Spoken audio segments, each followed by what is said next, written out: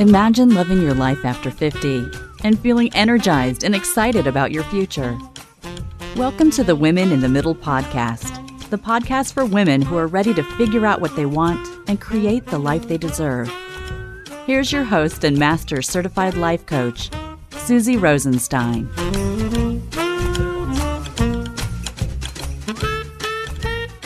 Hey there, welcome back to the podcast, Women in the Middle. I'm your host, Suzy Rosenstein, and I am so glad to be here with you again for this week's episode, which is all about accountability and what you can do to help yourself create and do what you want to do.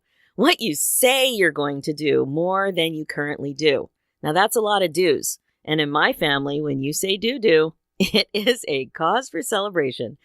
If this is your first episode of Women in the Middle, I am so glad you found the podcast. Welcome. Women in the Middle is about actionable life coaching for women in their 50s, designed to help with career boredom, career change, midlife crisis, transition, and empty nest issues, all from a mindfulness perspective. And I describe it as actionable because we get right in there. It's a super practical podcast. My mission is to help older and wiser women like you get excited about your life again because, as you know, it's pretty easy to get into a funk. Not necessarily a full-blown midlife crisis, but just to the point where you're feeling a bit funky and you know you're a bit off. Sometimes we need a little help. If you haven't done so yet, go to my website at www.suzyrosenstein.com/midlifefunk to grab your copy of my free ebook, 10 Simple Ways to Bust Out of Your Midlife Funk. It is a great way to take the first step to shake up your perspective about this phase of your life and what is possible for you. You'll also see how to work with me. I'm a master certified life and weight coach, and I am at your service, as they say. So if you're frustrated and stuck and tired of feeling like you're swimming through mud when it comes to your life, I can help. I know that you know it's time to make a change, but you aren't exactly sure what to do next. Please know that you're not alone. But your thinking needs some work, for sure. You should definitely book a free 20-minute insight call with me and see how I can help you get out of the mud and into a clear crystal blue pool that you're excited about swimming in, your life. And you will feel pretty giddy about it. Yes, I said giddy. Just go to www.suzyrosenstein.com and hover over the About tab, and you will see free session on the drop-down menu. Click there, and you can book straight into my calendar. It's easy, and I can't wait to talk to you. Okay, so much good stuff. So today's podcast is all about accountability. Yep, everyone's favorite topic. I can see your eyeballs rolling into the back of your head right now. But really, maybe it was a full moon or something, but my clients have been asking me about this more and more lately. I don't know if you know this, but I have a new virtual vision board program called Vision Board Unplugged. It's a life coaching and motivational planning online workshop series of 3 classes, and it's based on you creating a vision board that really works. So what's so interesting is, first of all, that it's virtual, so it doesn't matter where you live. You just hop on the webinar and away we go. So it's a fun thing to do with your family and friends, even though you're not together and they may even be out of town, like far away. So we just finished the first Vision Board Unplugged workshop series with an amazing group of women from all over the place in 3 time zones. It went really well, and we had worked through the concepts of what it takes to make a vision board work. And then from a life coaching perspective, with a huge focus on all of the action you need to take and how to deal with the obstacles of doing just that. And once everyone had their priorities sorted out, we started coaching on the topic of how to make sure we do the things we want to do. And that leads into accountability and how it relates to making your vision board come to life. So that's when these women said, you know what, Suzy, we want more coaching. We want more accountability. Now, there was this feeling of uncertainty when we got to this phase of things, and a collective thought that went something like this. Uh-oh, I may not do what I said I wanted to do. Can you relate to that? They asked me to come up with a group program, like a package, a group coaching package that dealt specifically with accountability for their vision boards. teaching them the skills and offering them the support that they needed to keep moving forward on their goals. So I did. And now there are 2 vision board coaching programs, Vision Board Unplugged and also Vision Board in Action, for those vision board folks who want more support in moving their vision boards forward and actually bringing them to life. It's perfect if you participated in Vision Board Unplugged, or even if you already did a vision board, but it's just sitting there. You know what I mean? Like under your bed or in your closet or behind your door, never being looked at as it's intended. Because at the core of the vision board work is the idea that it's a visual cue for you to remind yourself to think what you need to think, to feel what you need to feel, to do what you want to do, to create the results you want to create on purpose. So you can check this out. Check out Vision Board Unplugged or any of my other coaching programs on my website. And if you're interested in Vision Board Unplugged, there's a new class starting in a couple of weeks. So just go to SuzyRosenstein.com and click the Work With Me section, then click Vision Board Unplugged, and you can sign up there. Like I said, it's a totally fun thing to do with your out-of-town daughters, sisters, cousins, friends, and I would love to guide you through this really powerful process. So back to accountability. The thing is that we all have things we want to do. The vision board is simply one tool to help you sort it all out and take a deep dive into your brain to figure it out. So many goals, so many resolutions, so many dreams, so many good ideas, so many intentions, right? So what's the problem? You're a good person and you want good things for yourself and for the people you love. You want to help others and put good energy out there into the world. So again, I ask you, where's the problem? It's all in your thinking, my friend. Things break down in your mind with a thought, probably one that you don't even know is up there, mucking things up. Might even be a few thoughts, but that's what's going on. Your thoughts are standing between you and your dreams. So let's think about the notion of being accountable and how it can feel really negative sometimes. Have you noticed that? But we all know that being accountable is the key to getting shit done. The definition of accountability is an obligation or willingness to accept responsibility or to account for one's actions. Boom. There it is. An obligation or willingness to accept responsibility or to account for one's actions. So let's dig in here a bit more and talk about a few things. First, the contrast of accountability to others versus accountability to yourself. Second, a close look at what accountability really feels like. And third, some practical tips to help you follow through. All right, I think that you would most likely agree that there's often a difference between the way you are accountable to others versus the way you are accountable to yourself. If you tell your boss you're going to get something done by a certain time and date, you do it. If you book a doctor appointment, you're there. If you commit to bringing a meal to a sick friend, it's as good as done. And my favorite example, but it dates me a bit, but I know you women in the middle are in the same boat. This example is from way back when we didn't have cell phones, specifically when kids didn't have cell phones. Do you remember when you were in your 20s and you used to travel? You would ask somebody to pick you up at the airport.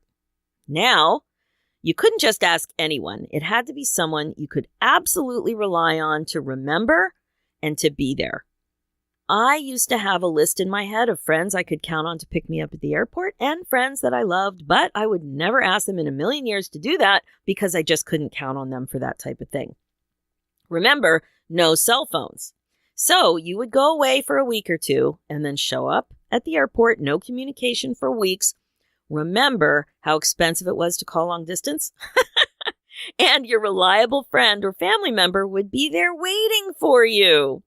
Now, think about your kids or your niece or nephew or even your mom. If you told them that you would pick them up, my guess is there's not a shadow of a doubt in your mind that you would be there. Even like a little after-school program. If you said you'd be there when kids are small, there's no question you would be there, right? No questions asked. That's what it's like to make a commitment and to be accountable to somebody else. Your obligation or willingness to accept responsibility or to account for your actions. You feel this in your bones. It's solid. It's super strong. It's certain. It's reliable. You're totally willing to accept the responsibility that you committed to, and you will follow through. Now, let's look at what being accountable to yourself looks like.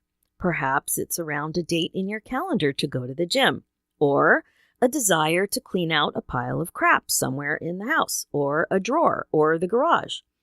Or then there's the ever popular weight loss goal. You decide you want to lose a bit of weight.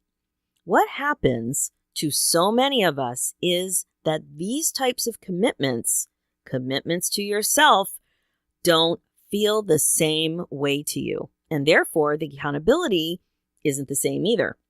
It feels weaker. So what I mean is, when you think about actually doing the things you've said you're going to do for yourself, it's not the same as when you commit to somebody else.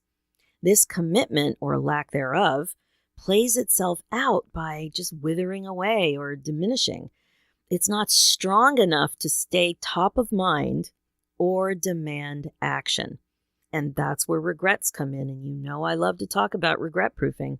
I see a direct relationship between lack of commitment and accountability to yourself and the increased likelihood of having regrets. Time flies, right? I don't need to tell you that. So when this time of year rolls around again next year, will you have done the important things you said you're going to do? Yes, I said important.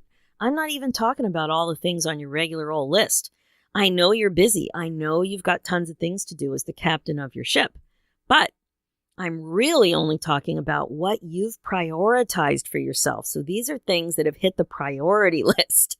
So for now, please take a moment and notice what it feels like when you say you're going to pick your kid up at the airport. There's not a shadow of doubt that you will be there for your kid. Feel it. Focus on it. Understand it. What does that certainty, that responsibility, that accountability feel like? Now, shift into thinking about getting on your treadmill every day or going to that regular yoga class or even your commitment to yourself to get more sleep.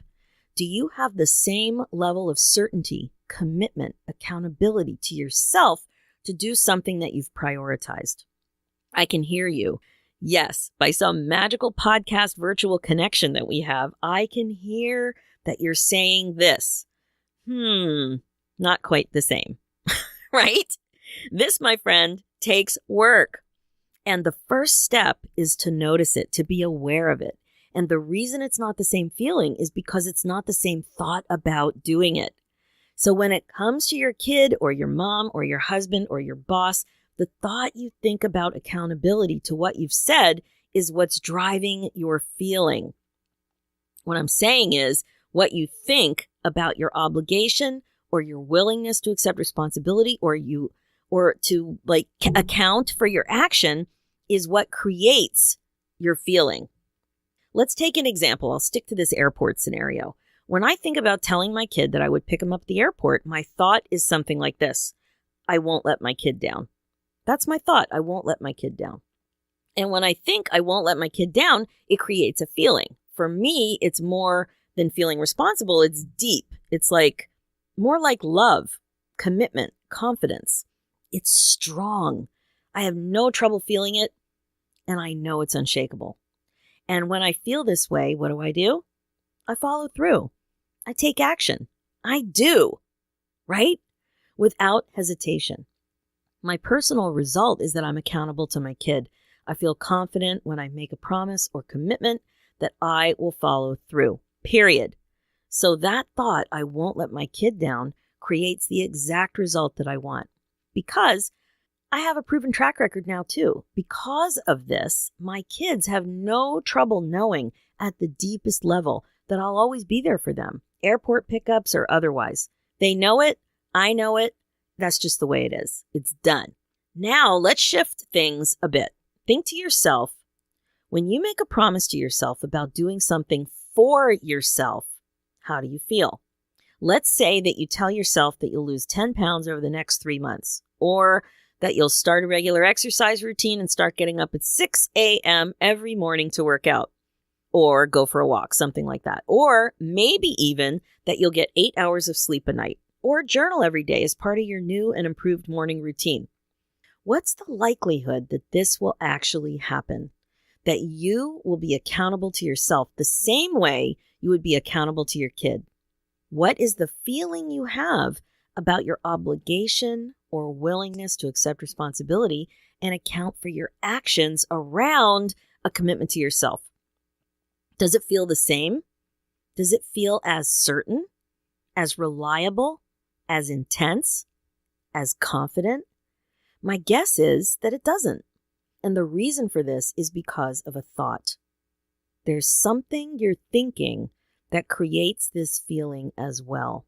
And it's not the same thought that's behind your willingness to accept responsibility for your actions when it comes to others. It's probably something like this.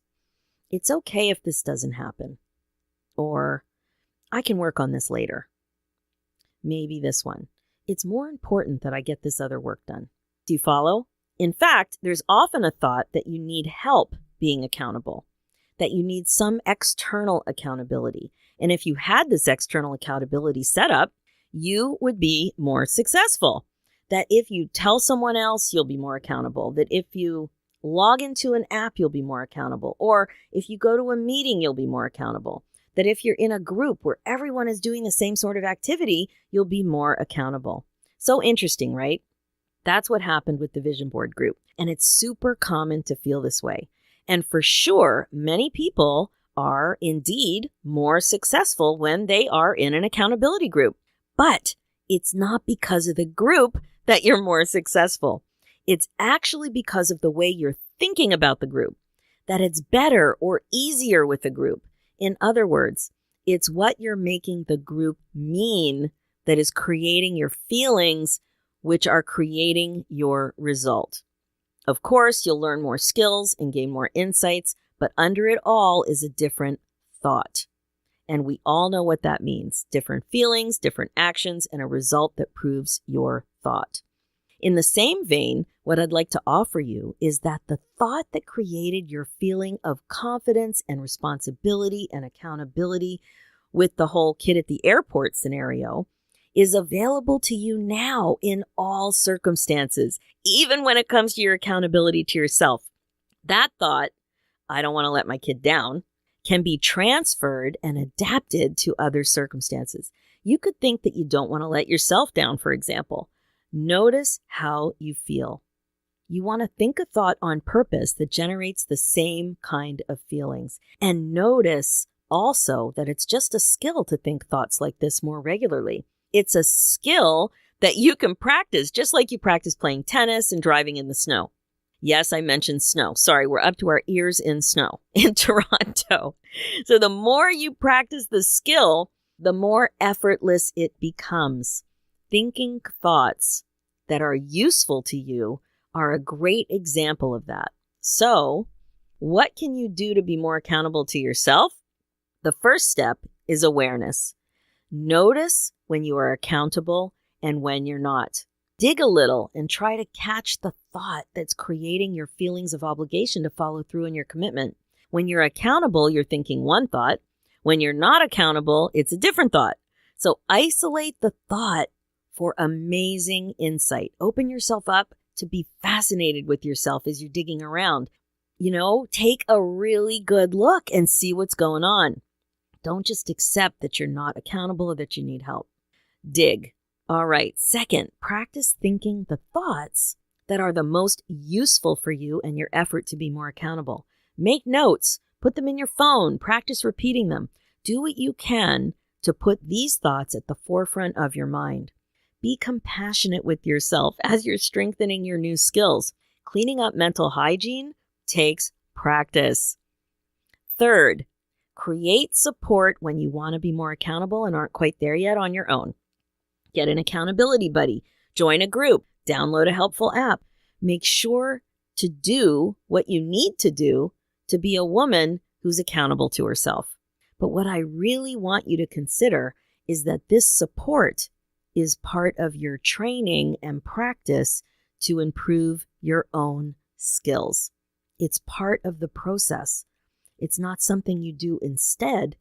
You're doing it to improve your own skills. So remember, even saying that you have trouble with accountability is a thought.